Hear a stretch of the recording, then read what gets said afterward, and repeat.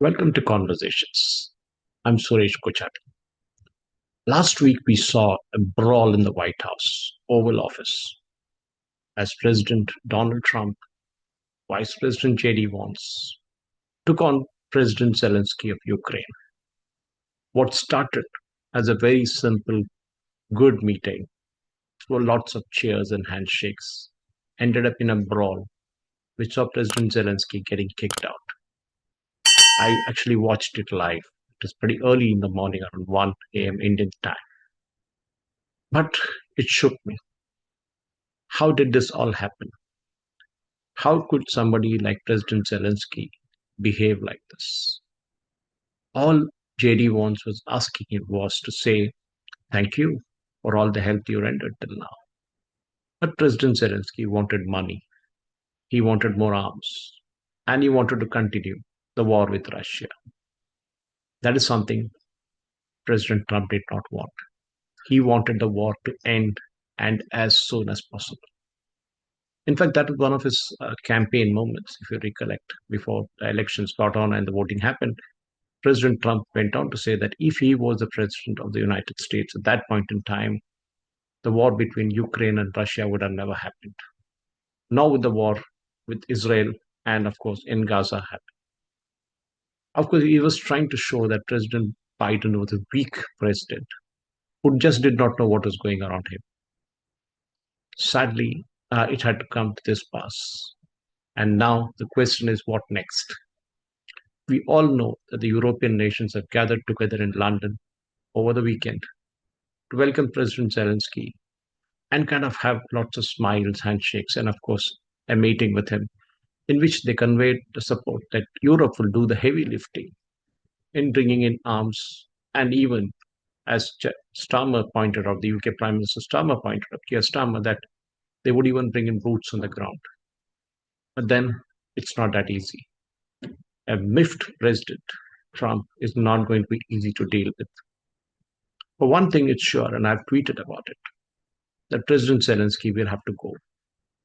President Trump just does not trust Zelensky, and he does not want him to be around.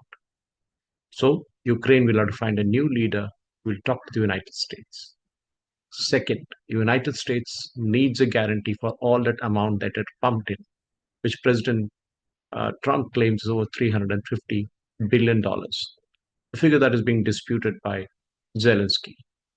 Whatever said and done, President Trump wants the minerals, the rare earth minerals that Ukraine has in plenty. He wants that to be given to US companies who will stay in Ukraine for at least for the next 10 years to ensure that Russia does not attack Ukraine again. Well, Zelensky knows that that's a powder keg. Because if he gives anything like that away, his citizens will turn against him. And for sure, a civil war will break out in Ukraine. Zelensky is now stuck between a rock and a hard place. He does not know which way to go. He created this monster of his own. The war with Russia could have ended 2 to 3 weeks after it had started, when there were talks going on. At that point, we are told President Zelensky walked away. And what did he do? He walked away because the US insisted at that point in time, the administration of Joe Biden. Now things are different. President Trump wants to show that he's still the policeman of the world and that he's a tough negotiator. And of course, he wants everything for the US, the rare earth deal being one such point. But then what will happen in the days to come and weeks to come and even months to come is a big question. For one thing, if US decides to walk away from defense cooperation with Ukraine, Ukraine is sunk. Zelensky knows that pretty well. The US has been providing real-time intelligence to the Ukrainian army, the Air Force, and the Navy. Real-time intelligence with high-resolution videos, pictures, locations, what the Russians were doing, pinpointed ones, which is why Ukraine was able to hold on for so long. But will that be given by Britain, France, Germany, and others is a big, big question. And of course, President Trump and President Putin get along pretty well. And if they shake hands and decide to end the war at their end, the question is what will Zelensky do then? If President Trump for tomorrow decides to lift the sanctions on Russia, which is actually extended now, what will happen to the war? One man for sure would be smiling at the end of it all, President Putin. If we were told at the start of the war that with the sanctions that were put on Russia, including supplies of gas and oil, and of course, bringing them out of the banking system, would make Russia collapse. But Russia's GDP today is better than what the European nations have got. Russia has become more stronger. And over the last 5 to 6 months, Russia has delivered one punch after another at Ukraine. And as JD Vance put it at the White House meeting, Ukraine today is getting conscripts to fight the war.